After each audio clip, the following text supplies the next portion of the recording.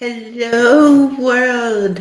Today, you are with me for the first day to the Path of Happiness retreat, and it's going to be so exciting. So, just to give you a quick update on how this process works, first of all, there will be no videos longer than 25 minutes. And the reason being is that I wanted to keep this simple and quick because if you're anything like me, your time is extremely valuable and you don't have but so much time on it. And to expect people to sit still for 1 to 2 hours for a lesson is just way too long.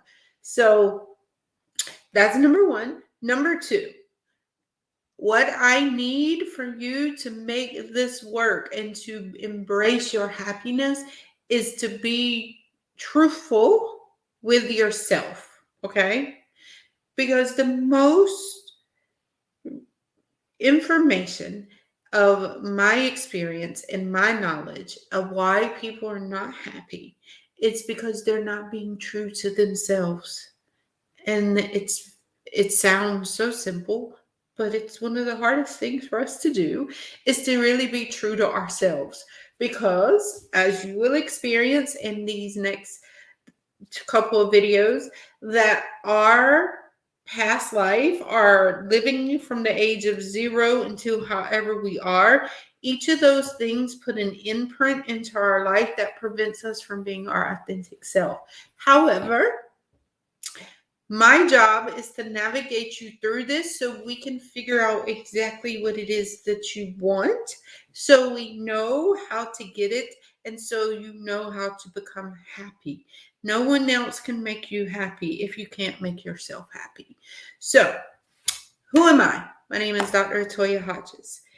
I have been doing spiritual and healing and therapy for, I say I was born a therapist because I'm pretty sure when I was young, a lot of people would talk to me about things that I probably should have never known or heard at that age. But I've always been that person that everybody comes to. I do have my bachelor's in business, a bachelor's in accounting, my MBA. I also have my master's in education with curriculum development, hence why I love creating programs. Two, and also have a master's in education, and I also minored in counseling. Then I went back to school to get a master's in counseling. And then I went to get my PhD in hypnotherapy. Because what I realized in all my years of being a therapist was that it didn't matter how much we did and worked on in therapy until I could understand how our mind responds to therapy, how it responds to emotions, how it responds to behaviors, how it responds to actions. All those things were together.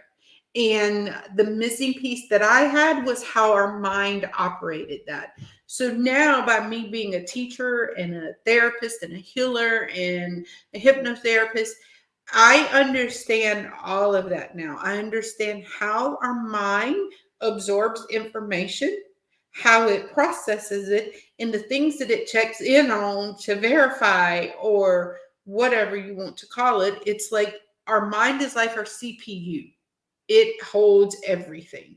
So if we keep filling it with bad stuff, we're going to keep getting bad stuff out in our life. And so that's what we're trying to stop. Okay. We are trying to tap in to why you're not happy and tap into making yourself happy. Okay. So that you're going to hear a lot of that over the next few days. That anything that you're desiring, love, money, peace, compassion, joy, any of those emotions, until you find it within yourself to make yourself happy, until you figure out how to accept yourself, till you figure out how to be truthful to yourself, and until you learn to be compassionate to yourself, until you learn how to have joy on your own, you will never get it from anyone else. That is why we have such a huge void in our life, is that we're constantly searching for things that we want other people to feel for us that they can't do. They can't feel you. They can't pour water into your cup. You have to pour water into your cup first and allow it to be overflowing as you give to others. But we don't do that. We try to give people stuff from an empty cup, and that doesn't work out for us because we're the ones that ends up exhausted and miserable and unhappy and overcommitting and under delivering. We end up being in that pile, and it all boils down to us being truthful and honest to ourselves. Period. Yeah. Because one thing I can teach you is if you don't trust you, so if you have trust issues, I'm about to tell you something you're probably not going to like. And that's the thing. When we're doing this, I'm coming from my authentic self of speaking my truth and my love. And this is how I love people, is by giving people information that they need and giving them a different outlook on life. Okay. And so everything that comes out of my mouth is coming from a very safe, secure, and trusting place. So as you're building your garden, those are the things that I want you to think about. When I speak, when I surround myself by individuals, there's certain things that are required. If I don't feel safe and secure, then I don't care if you check off all these other boxes. The fact that my number one priority has to be checked before the other ones come up. It's like that required field. If it's not checked, then it's not going to take me to the next question to see if you can check that off. So everything that I do is I always tell people what my intentions are, because that's the biggest hurdle that we have in the world, is we never understand people's intentions because we don't talk about our intentions. So my intentions for the next few days is for me to speak and be authentic to me, then authentic to you. I'm going to provide a safe and secure platform. And everything I say, my intentions are coming from love and peace. So if I say something that triggers you, understand that I'm triggering something within you that you don't like. Or if I say something and you feel like I jabbed at you, that's not my intention. But if it gets your attention to where you're willing to make a change and be like, oh no, I didn't like what she just said and I don't like that, then that's the purpose of this, is to challenge you to step out of what you've been doing that doesn't work. Okay?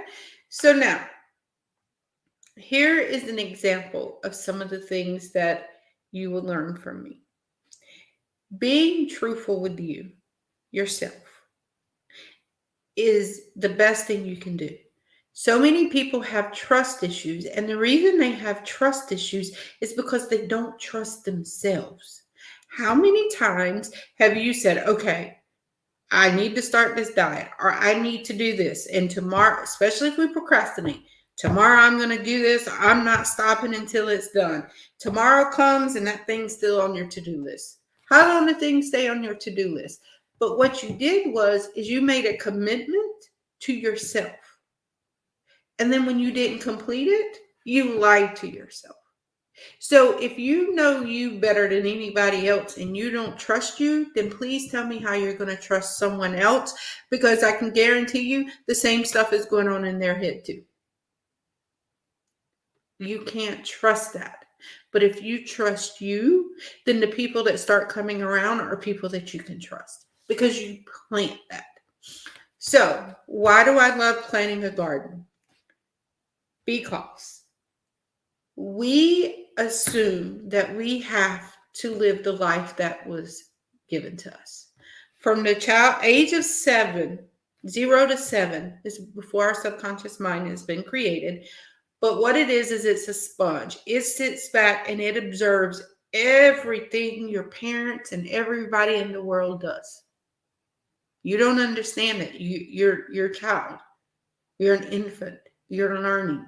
So you learn of your environment. And what happens is because we've learned that, we think that's the only way life is, because that's the only way we've ever seen it. So that creates our foundation. But what I'm telling you now is that, okay, you've gone this far in life. You've seen what works, what don't work, what you like, what you don't like.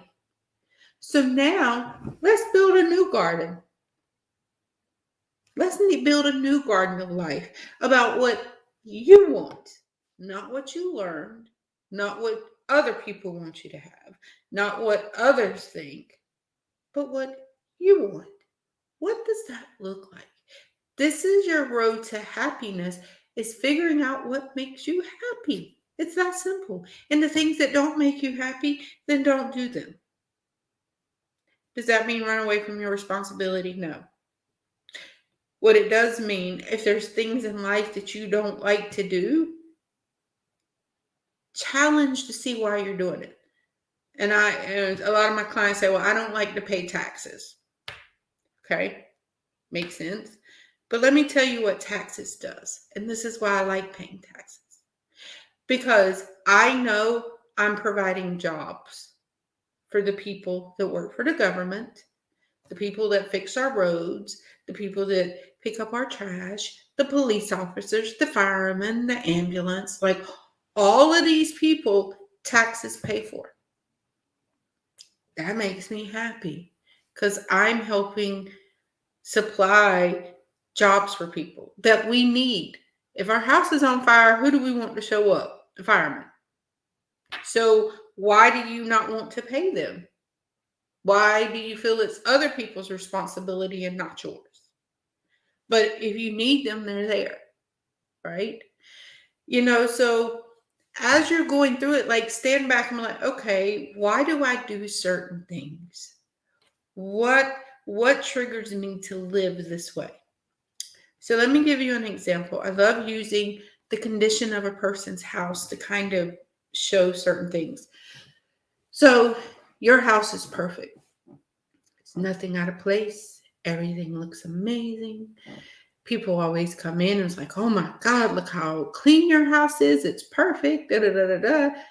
You feel great because, yeah, my house is beautiful. It's perfect. And I'm OCD. Ha, ha, ha, ha.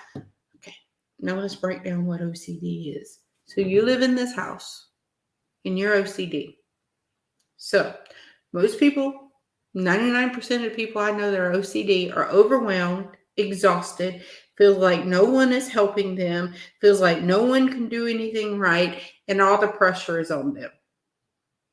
The reason they're OCD is because there's something that happened in their life where they felt like they didn't have control over. So now that they're an adult, they're going to make sure they have control over things because I didn't like not having control. So I'm going to control every single thing that I can control. Okay? People living in the house with a person that's OCD, what ends up happening to them is they're sitting back like, well, I can't do anything right. No matter what I do, it's not good enough. Because if I wash the dishes, I didn't wash them the way that they wanted them washed, and because I didn't wash them like that, it was wrong. And they're going to end up coming to redo it all anyway. Hence why we're overwhelmed, why you're stressed out, why you feel like no one can do anything, why people don't help you. So then what ends up happening is people's like, well, just screw it. She gonna redo it anyway. He gonna redo it anyway. So just let them do it. Why am I gonna waste my time to do it? Hence why you feel like nobody helps you. But you also damage them because now they're sitting here like, I can't do anything right. I'm not good enough. Or they become people pleasers where they feel like they have to go above and beyond and give it their all to feel accepted. Now, as I say all that, I know part of you are back here like, but that wasn't my intention. I was OCD because I lived in a house that was messy, or I'm OCD because my mom or my dad were OCD and they didn't like anything, or I'm OCD because my life was so chaotic growing up, I just wanted structure in place. But look at the destruction that you're causing by holding on to that. Then we have the people that have the houses that are nice and clean, but if you open a drawer or a cabinet, or oh Lord, you're gonna find a whole bunch of mess. And what is that? That's where you're perceiving, you want everybody to think you live this perfect life, but on the inside you're a freaking mess. People that live in a messy house, they just don't care. But most of those people have a lot of anxiety because they look around and there's stuff sitting everywhere. And they don't know what's going, like, it's just stuff everywhere. And then as a kid growing up, they're like, oh, our house is always messy. Everything's disorganized. I watch mom and dad run around looking for stuff because they can't ever find anything because stuff is everywhere. You see what I'm saying? So part of these next couple of days is for you to kind of sit back and say, okay, what makes me happy? And the reason this is so effective when you have relationships, or if you're married and with your family, the reason I tell family members to do this together is for this reason. I don't want you to do this and y'all look at each other's answers until you completed it. Because you need to, I need to be able to put the things that truly matter to me and make me happy, not based on what my spouse wants, my significant other, my children. I need to know, for me, I need to know what Toya wants. What do I need to be happy? But then what happens is once we finish, we sit down. You sit down and say, okay, honey, when you have your relationship row, what are things that are important to you? Because what you realize is that they look at life differently than you do. So, one thing that I realized is the thing that I needed the most in relationships, the number one thing is safety and security. The next one is honesty and trust. The next one is love. The next one is joy. The next one is peace. But my husband's the number one thing is protection, discipline. So his list, so yes, he got to the things that I had on my list for sure, but the order wasn't the same. That didn't mean I was going to walk away from him, but what it did mean was I know when he makes a decision about relationships, I know what his first priority is. And we might not align on that, but that doesn't mean that his is wrong. It's just I now know, okay, well, he's looking for this, I'm looking for this. We connect the way that we need to versus me being mad that this isn't his first thing. That's not what he needs the most. But what I've learned and I've observed through this by being married is I need to feel safe and secure, and he needs to know that he's protected and that he can protect me. And so, what do I need most to feel safe and secure? Is protection. So, you see how that aligns. But the safety and security is further down on him. But we just look at things differently and we respect each other because we do. So, and then with your kids, you get to hear what your kids want, what makes them happy. Because we as parents have to admit that we did the best we could based on the information that we knew, based on what we've observed and seen. So then we're going to make sure our kids will never experience that. I hate to give you the wake up call, but they're experiencing it. It just looks different. So let them tell you what they need. Hear it from them. Don't assume you know what they need. Let them tell you what they need. And then as a family, y'all build this garden together. Y'all plant the seeds as a family. But in order for the family to be happy, you each have to be happy individually. So that's what these next few days are about. Is for you digging in deep to say, this is what makes me happy. This is where I have desire. This is where I have passion. Okay.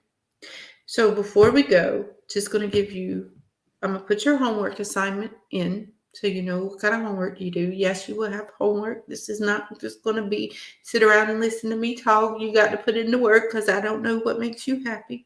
So that's number one.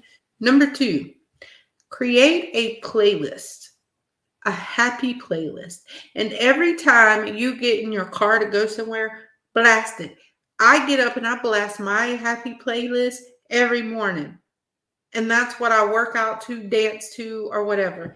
I put songs in it that sing to my soul and make me happy and just want to dance like nobody's watching. If you play that playlist every day on your way to work, guess what happens when you walk into work? You're going to be happy because you had all the encore, all the bands shouting at you the whole entire time to make you happy. Number three, I teach you one of my energy tricks that is so magical and it is so amazing. And it's called the ball of light. So you imagine every morning I get up and do this, or every time there's a situation that I need to walk into, I put it in a ball of light. So imagine this ball of light is surrounding you, right? But you have this ball of light here. So our body, we have energy that's constantly swirling, which is why I always talk about it's important about what comes out your mouth, because what comes out your mouth you manifest. So the moment you say something, it gets caught up in the energy and it comes around, which is why you never hear me say things like, I'm sick, I'm tired, cancel, clear, delete. Because if I say that, it's going to keep coming around. And guess what I'm going to say? Those things. But if I say out positive things, things that I want to happen, things that I feel, the way I want to feel, if I keep speaking that, that's what's going to keep coming around. So every time you open your mouth, you have two things. It's either going to be an angel or a devil that's picking up the message. Now, which person do you want running your message in your life? You want the angel or the devil? Because the angel's going to pick up all the good stuff, the devil's going to pick up all the bad. So you choose which one. Okay. Now, ball of light. Have a ball of light. Now, I close my eyes, but I normally take in a deep breath, center my heart, and then I visualize this white ball of light, and it says, my day of happiness. That's what my ball says. Okay. You can label yours whatever, my day, happiness, whatever. Kids can do this too. It's amazing. They love doing this. So in your ball of light, put in all the things that you want. So I put in love, compassion, happiness, joy, peace, ease, clarity, discipline, motivation, completion. I put in all the things that I need. If I want new clients, I call in 2 new clients today. I need 2 new clients. Whatever it is that I want. And then if I know that there's certain things I have that are going on, I send energy and love to those things. And I speak into existence of what I want that to look like. I have a client today. I want it to be transformational. I want to be able to block the vicious cycles that they are not able to see. I want them to walk away one step closer to happiness. I speak out what I want to happen positively. Dinner time. I want us to have a fun dinner. I want me and my husband to do this. I want us to laugh and joke. I want it to be good, nourishing conversation. Speak it out. Speak out the things that you want, which is why this garden is so important, because half of us don't even know what we want. So once I finish that, I then put in all the people that mean stuff to me. So I imagine all of them in there and I send them love and blessings. And then I bless the whole world and I send unconditional love to the whole world. And once I'm finished, I push the ball of light into my heart because our heart carries our blood flow and it's the main thing that we need. And I push my intentions and my day into my heart. So my heart absorbs that energy, it carries it through my bloodstream. And then I bless myself.